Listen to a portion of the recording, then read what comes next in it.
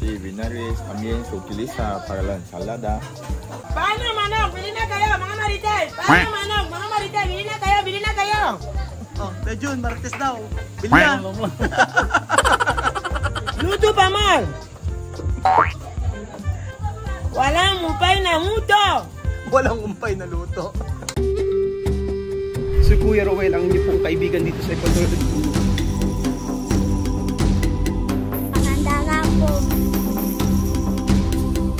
Appreciate yung papaano sila nagdadasal habang kumakain.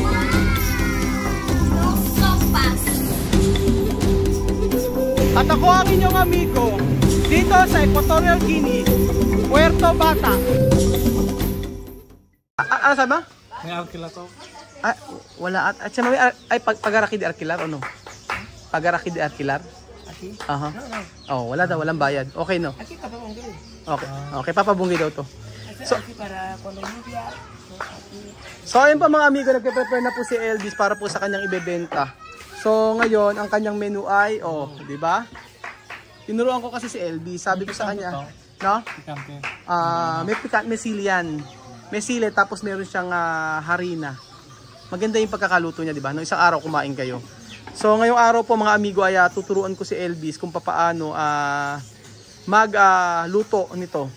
Charan! Ayan po mga amigo. Meron pong paan ng manok dito at kanina po si Elvis sinuruan ni Chamame. Sabi ko iluto at lagyan ito ng paminta, asin. Pwede po itong iprito mga amigo, pero meron po tayong lalagyan ng ingredients. So, meron po dito na ayan. Meron ditong paprika. Tapos meron ditong tawag dito, paminta at saka syempre harina. Ganyan Belgian. Kapag niluto ito, maganda kapag naglagay ka ng paprika. So, dapat yan ang sausawan, 'di ba? Dapat suka. Ano? Mabango, no? 'Di ba? Amoy pa. Amoy pa. Paano manok? Paano manok, paano tao? Paano tao? Ayaw ko sa'yo. Bumabanat ka na ngayon, ha? Amoy ano daw? Amoy pa daw ng tao? Hindi naman, bango nga eh. Hindi naman. Ano? Hindi naman. Kung mapagawa. Amoy pa daw ng manok. Amoy balot. Amoy balot, hindi amoy paa. Amoy balot. Saan lagyan harina? Lagyan mo nito yung harina. May asin yan. Ayan. Antayin natin si Elvis. So ayan. Ganyan lang yan, Belgian. Ito na? Aha. Ito na? Okay. Ayan. Esta. Después pone pimienta negra como guapa y salsa. Ay, mga marites! Yan magnegosyo! Wala ka, Belgian. Ay, mga marites. Hirap magnegosyo. Ay, wala. Hindi maganda sa video. Ulitin mo. Yan, Ay, mga marites. Hirap magnegosyo. Mas maganda kay Chame. Chame! Hi! Hi! Hi, guys! Ay, mga marites! Hirap magnegosyo! Ako, dalola mo!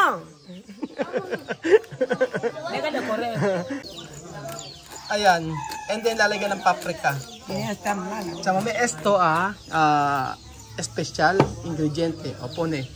Special ingrediente. Esto paprika. Ayan mga amigo. Tapos imimix. Ayan. Sal. No. Esto pone esto Puede tú poner aquí cuando tú quieres vender. Esto pimienta, picante dulce. Pero no. Mira, está bien. Ajá. No sopa. Como pimienta negra. Puede servir. Ayan, tapos después freír. Así. Aha. So ayan po mga amigo. ipiprito na ni Elvis ang paa ng manok.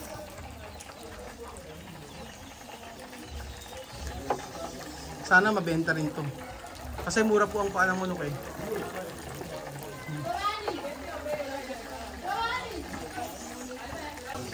Oh, mas mabilis nga naman kapag itong ang gamit.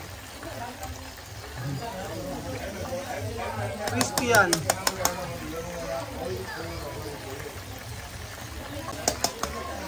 So, alam niyo po mga amigo, ang sausawan nito ay mayonesa at saka ketchup. Kasi po, ilang beses ko na po pinatry sa kanila na gamitin po ay vinegar, suka. Ngunit hindi po talaga okay. Mas gusto po nila ang mayonnaise at saka itong ketchup at saka ito. Ito, ayan. Mas gusto nila ito. So, siyempre mga amigo, ito ang natutunan ni Elvis na timpla. Nasabi ko okay. Actually, mas lalaki pa ito pagka mas lalaki pa ito kapag itong manok na ito ay binabad sa sa harina. Pero okay na rin kasi mabenta naman. Pero minsan, sabi ko kay Elvis, damihan niya yung harina kung magugustuhan ng mga tao. Kahit ano naman ang ibenta nabibili. Chama coge uno alas. Después pone aquí de harina. Sí. Sí pone. Después pone así. Así. Después. Allá. Después pone uno. Mira de diferente, ha? Mira. Pone aquí. Así. Mirar. ¿Qué más mejor? Ayan. Bagong luto yung tinapay, sabi ni Misma. Siya pinabilan ni Elvis ito yun. Masarap ito sa sa manok. Kadalasan talaga ganyan sila dito. Belgium, kadalasan sila talagang tinapay Tinapay tapos manok, tinapay ay kahit ano lang Basta kada araw mas gusto nila yung tinapay kaysa kanin Lalo ni matatanda. Malungkot ka, Belgium. Pero yung iba naman, yuka. Yuka yan. Oo. Pero yung mga poyo-poyo, kadalasan ito yung mga binibenta. Yung mga manok-manok binibenta na tinapay. Parang malungkot ka. Wala lang. Isip ko yung katawan. Ano? Isip ko yung katawan. Bakit?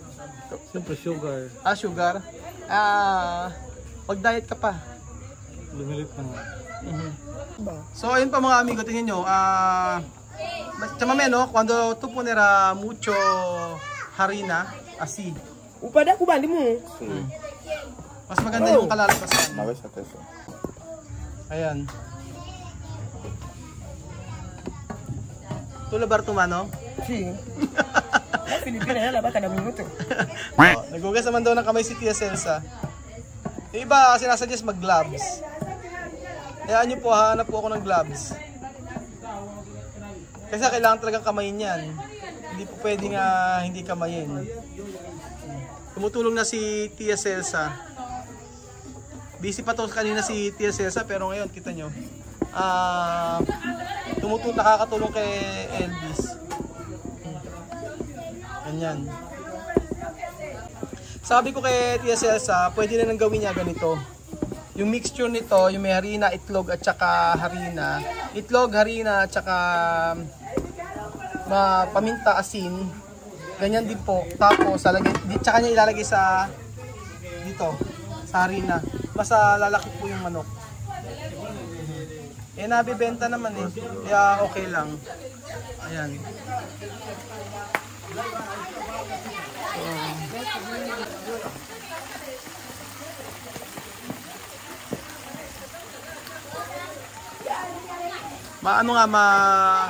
Mas mabilis nga kumilos si Chamame. Naghahanap ako ng medyo nasa sinasabi ko na yung lagayan nito, di ba nagpabili ko sa'yo? Walang tinda? Aha. So mag-aantay-antay lang po tayo mga amigo hanggang sa may bumili. Tingnan natin kung may bibili ng paa ng manok. Usually ang paa ng manok ginagawa nila kasing pambota. Pero yung ganito pirito, hindi po. First time. Kaya naman tayo sa first time Paa ng manok. Bili na kayo, bili na kayo, bili na kayo. Bili na kayo, bili na kayo. Saan po piso, 10 piso. Bili na kayo. Ay. Marites, bili na kayo. 10 piso, 10 piso. Paano manok? Bili na kayo, mga Marites. Paano manok? Mga Marites, bili na kayo. Oh, Legion, Marites daw. Bili na.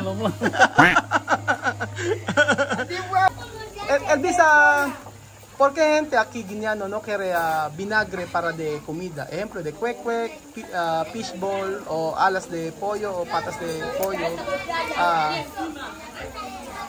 Sí, lo que pasa es que no todos conocen el cuerque y no todos comen el vinagre, por eso aquí más la mayonesa, Mayonesa y ketchup. el ketchup, el picante, El picante. Sí, Ajá. eso es. Bueno, también el tomate, Tomate. sí, el tomate es en fruta, Tomate fruta. sí, se lava, se recorta, Ajá. se pone. También. Y a la gente también le gusta, sí. Aha. Sabi ni Elvis, kamatis daw. Kamatis po na hihiwain tapos may mga prito. Yun po ang mga gusto nila. Siyempre po mga amigo, mas maganda po na kung ano po yung talagang panlasa nila, yun po yung ibebenta natin. O, yung ibebenta ni Elvis.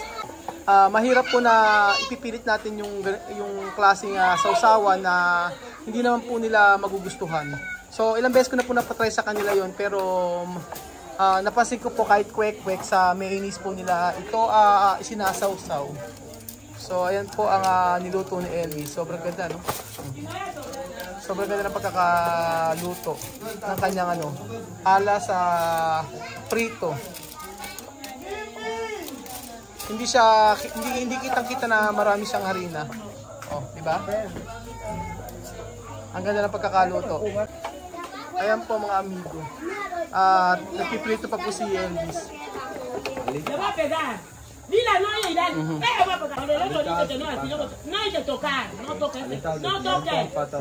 Vas así. Bumili ng paan ng manok mga amigo. Pero mix daw. 50 pesos na paan ng manok, 50 pesos na 50 pesos na paan ng manok, 50 pesos na pakpak ng manok. Pero para llevar, comes así.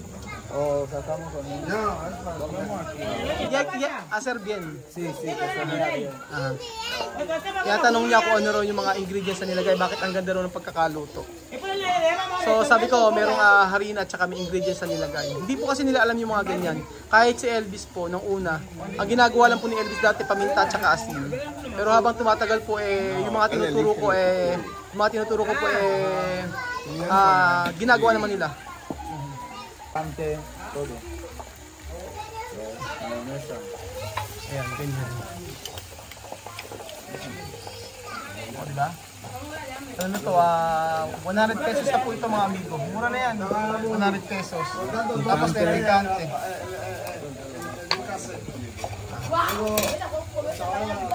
De verdad, lo pronuncian para ti. Diba? Sí, sí. Sí, está bien. Grabe kung magsili sila. Ahí mismo.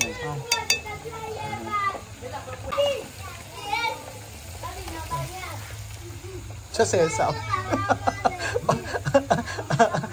Negosyo de Pilipinas de chamame. Seryoso si chamame, di ba? Aquí hay vida. Esto, vida de Guinea. Así. Cuando no trabajar, no comer. No comer. Dumadami ng tao sa bar ni Mirey. Ito, isa pa to. Isa pa to si Herly. Bumabanat din ng Bumabanat din ng pagbenta yan. Ay, pagbili. Hi! Mabuhay! ¡Mabuhay! Magaling tumaloko eh. El cuerpe ya terminó mañana. La primera May naghahanap po ng kwek-kwek mga amigo. Ah, pues bien. ¿Usted es chef quién? Voltio. Voltio. Muy bien, Voltio, gracias.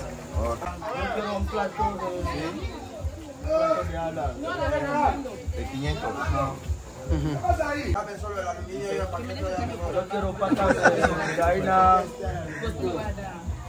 Patas de Calina. Si Mireya yata hindi pa bumibili.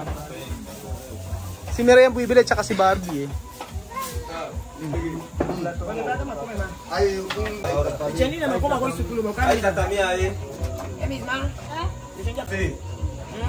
Chama me kay ora a vender mucho, kay oras? Alauna. Asa alauna ay hanggang alauna meron daw po bibili, sabi ni Chiselsa. Aha. Yan.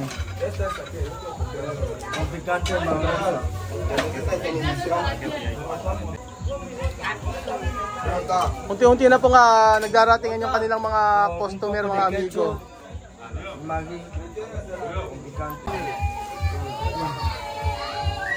Mas bumebenta rin yung ano, bumebenta rin po mga amigo yung ano, paanong manok.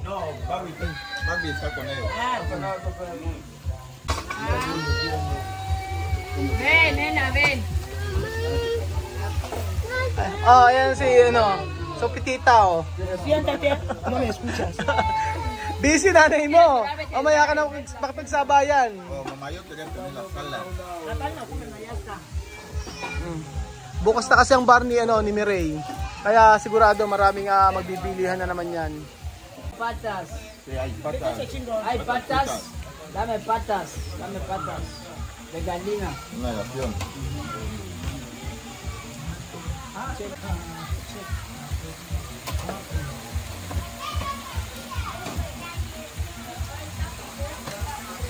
Parang mauubos agad na maaga. No me pone un qué, un todo. Ha? Parang maubos agad yung binebenta ni Elvis. Mabenta pala, no? Maraming mga customer na mimili. Marami nga, nung isang araw nga, saglit na naubos lahat. Dahil nga ka dito sa bar. May bar kasi dito. Kaya mabilis. Sabi nila din doon sa kalsada, okay na rito, di ba? Oo. Yan pa, may bar yan daw. Kay Mireille yan. Kay Mireille yan, kay Mireille. Napasok ka na dyan? Hindi. Buti mo yung vlog. Un poco picante. Poco picante. Oui. Sí, Elvis.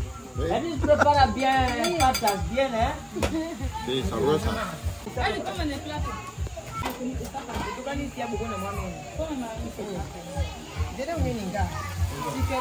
For the first time po, si Sandra po ay nagbayad. For the first time, nagbayad si Sandra. Sabi ko kasi kay Sandra, ibahin yung negosyo niya para mas kikita siya.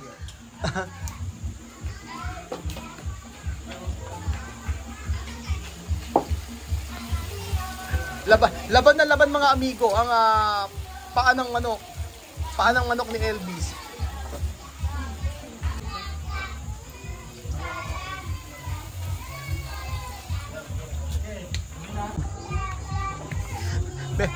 Yung bar ni Mireille. May mga bata.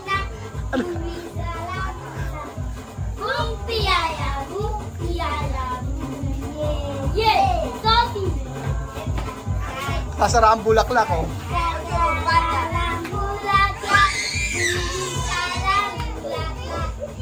Ayan na po, buhay na po ang bar ni Mireille. Unti-unti nang nilalagyan ng alak. Naman sa iba tawa plata del papá con.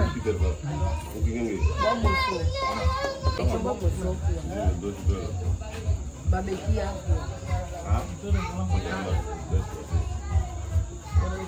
So ayun po mga amigo. Luto pa more. ¡Hey! Estoy muy contenta hoy por conocer que las patas se fríen. Yo no sabía. Gracias hoy a Raúl me ha enseñado que patas de gallina están frito. Antes solo. Antes pambota, modica, pepe su. Así. Hoy, primera vez en mi vida, ver patas de cerdo, patas de gallina frito. Pero está rico con yuca. Masarap. ¡Masarap! Luto pa mal.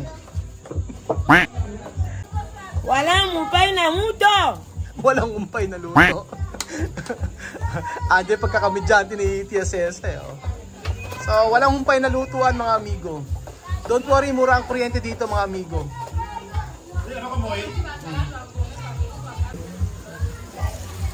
So ayun pa mga amigo, ako uuwi na.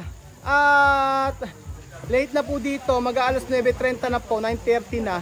At marami naman bumili ngayong araw, pero hanggang alauna, hanggang alas 2 po si Elvis. So pag naubos na yung mga 2 kaserola, okay na yon. Ang sabi niya marami pang bibili mamaya. So ayun pa mga amigo, yun lang po ang video natin for today. At maganda yung naisip ni Chamame at ni Elvis sa ganito, na iba-ibahin yung menu araw-araw. Pero syempre hindi mawawala yung pakpak na manok, kasi yun talaga ang isa sa napakabenta. So abangan po natin kung ano pa yung mga pwedeng itinda ni Tia Celsa. Alam niyo naman si Tia Celsa, maraming pasabog.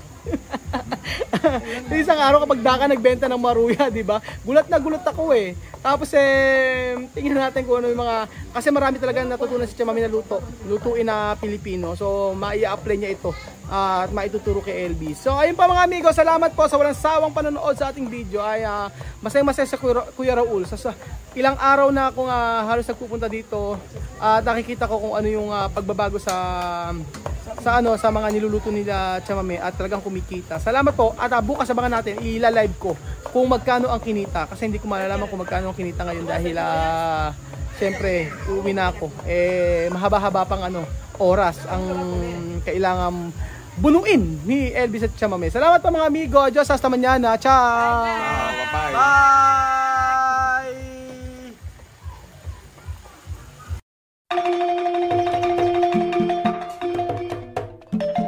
Na-appreciate ko yung paano sila nagdadasal.